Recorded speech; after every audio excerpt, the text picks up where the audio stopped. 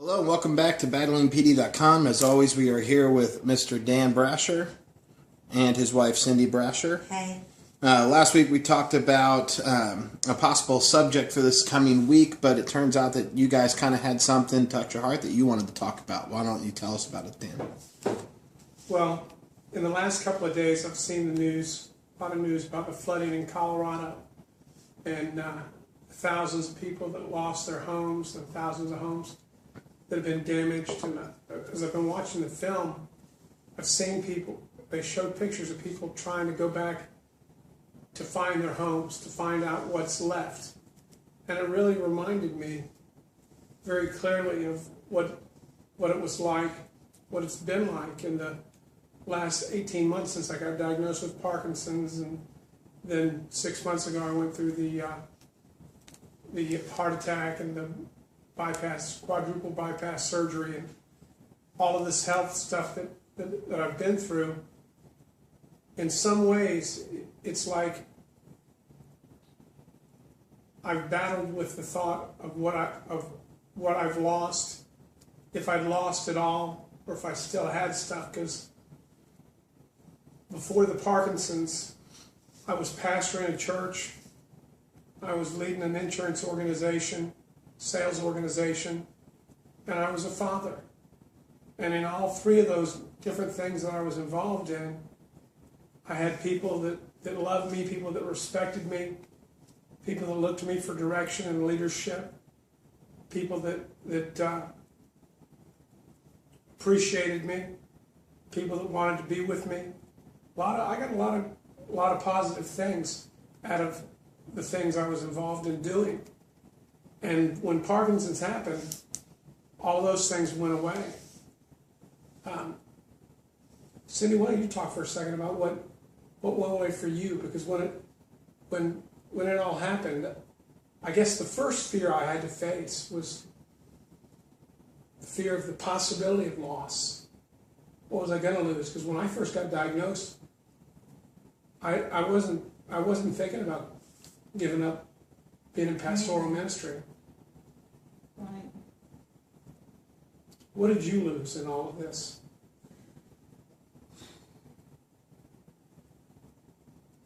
You know, one of the things I've heard all my life is that the basic human need is to be loved and to love. It's the most basic of human needs. But I've really discovered that I don't think that that's true. I think that the greatest need that we have as human beings is to know that we're not alone. I can't promise my kids that they'll never go through hardship, because at 55, almost 55 years old, I know that life happens and they'll go through hardships. They'll go through devastating things in their lives. They've been through devastating things in their lives. My love for them can't keep bad things from happening. I can't promise them that nothing bad will happen to them, but I can promise the people that I love and that are deeply connected to me that they'll never go through what they're facing alone. And I think the last 20 months has really caused us to pull together in a, not just you and me though, it's really caused our entire family to pull together on a level that I don't see demonstrated in families every day. And it's brought us closer than what I see displayed among our friends, even with their adult children. I think one of the reasons for that, I keep coming back to this thing about people going back and finding what's left. Yeah. After Hurricane Katrina, we watched the news programs and they showed people going really back. After every natural disaster. Going back to New Orleans and finding out what was left. Yeah. Last year, when Hurricane Sandy hit up there in New Jersey, you could see people going back to find out what was left. Mm-hmm. Right now, after these floods, people are going back to find out what's left.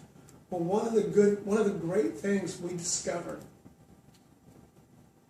was the thing that was left after the Parkinson's and the heart disease and all of these things. Our family was left. We still had each other, and that's something you don't. I think you forget it. You get distracted by all. I think we get, at least I got distracted by all that I was doing, and it made me forget about who I still had with me. One of the things that became clear was that a lot of people that I thought I had with me weren't really with me, because when I could no longer preach and teach and give to the church, they all went away. So they weren't really with me up to that point like I thought they were. But my family stuck with me all through this, and they pulled together with me. So they were with me all along. And I think, sometimes I find myself feeling guilty that I didn't appreciate them more in those earlier days when they were with me. They've always been with me more than anybody else, and your family has always been. And I think if you're facing Parkinson's like I am, if you're in a battle with a disease, with a life-changing disease, or if you've had heart problems like I have, I think you need to look around and find out what have I got left. I can no longer pastor a church. I can no longer lead that sales organization.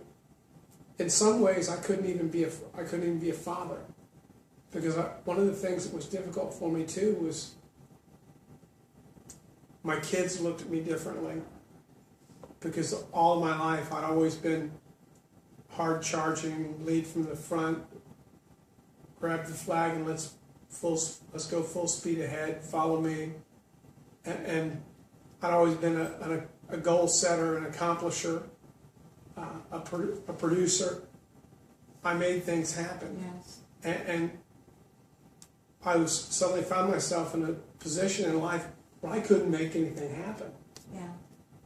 And I wasn't sure if I was ever going to be able to make things happen again. I'm still discovering What you have left. what I have left. I'm still, it was January 23rd, 2012 when I got diagnosed with Parkinson's disease.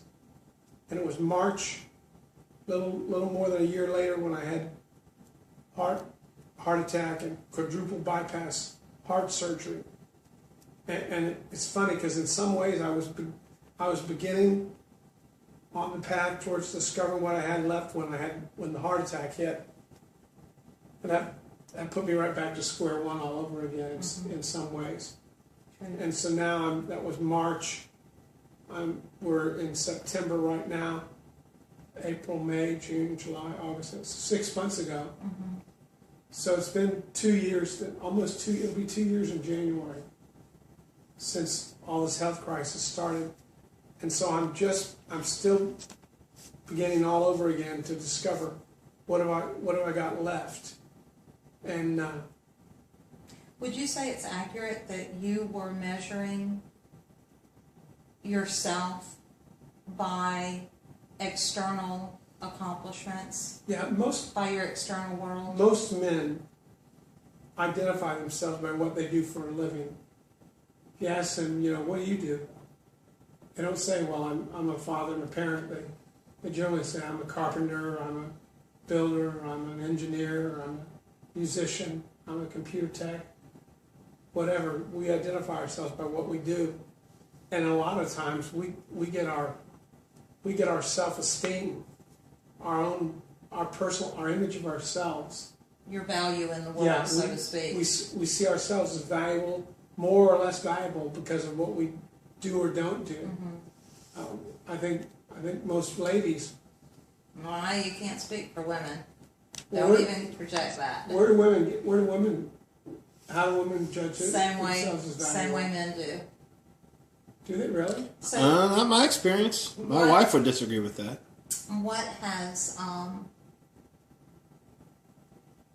Well, I've had to wrestle with that. Yeah, I see because you know, as long as I could do stuff Yeah. and lead and make Yeah. things happen, then it was easy for me to personally see myself as having value in this world. Let me clarify. I think when I say in the same way that men do, what I'm actually saying is that men, what you're conveying to us is that men draw their value or their sense of worth in the world in terms of how they measure up against what they value most. And I think women are the same way. They see their worth in the world in terms of how they measure up to their own values, whatever they may be. So maybe for you it was, you know, professionally, maybe for some women it's family, but I'm sure there are other women who feel that their worth in the world is measured by their job, their career, how much they're accomplishing. Sure. I just think that's a hard, you know, women think this, men think that. That's an overgeneralization. It's always dangerous. But we're speaking about you. So how has the last 20 months changed for you in terms of moving from being able to measure yourself against your outside world, what you're able to accomplish and other people's perspective of you? Or has that changed? Yeah, or has it? Because now I know you're doing your blogs, you're doing your best to get involved in a new sales organization, you're trying to start up a business. Are these things that you're pursuing because of a passion, or is this, do you feel like that's still a struggle that you work with and you're trying to find that again? Well, it's a lesson that we have to learn over and over again, I think. I mean, I would love to tell you that I'll never again judge my own life by what I can accomplish. And I'm trying not to. I've had to go talking about sifting through the rubble, finding out what's left. I've had to go deep on the inside of me to find out not just what I can do because of particular skills or talents or abilities, but I've had to find out. I've had to go deep Way inside down deep, and find yeah. out what are my core gifts, what are my core abilities, because the gifts and talents that I have, those are the things that I was using that made me successful in sales and successful in ministry and successful in the world that I lived in. And I can't do those same things anymore. But there are those same core the gifts on the inside of me, the abilities, those are intrinsic. I've had to try and discover what is it God made and put in me that makes me different, that makes me uniquely me, and then find different and unique ways to express those things, to use those gifts, to use those abilities. One of the things that helped me succeed in pastoral ministry was my ability to communicate. That helped me in sales. Well, I still have a communication gift, I just can't use it in the same way. So now instead of speaking every Sunday morning and speaking at sales meetings all the time, I'm doing more writing. And so I'm still communicating, but just in a You're different communicating, method. but you've had to slow down your communication. So the main point we want to end with this week is if you're going through a serious health crisis, understand that your life's been devastating. You know, I think we live with denial. It's like, well, let's drive back up to the mountains. Maybe the house didn't wash away, but the house is gone. So you've got to go back and begin to sift through the wreckage and find out what's left. Now, I want to encourage you, if you're watching this blog, I want to encourage you to contact us.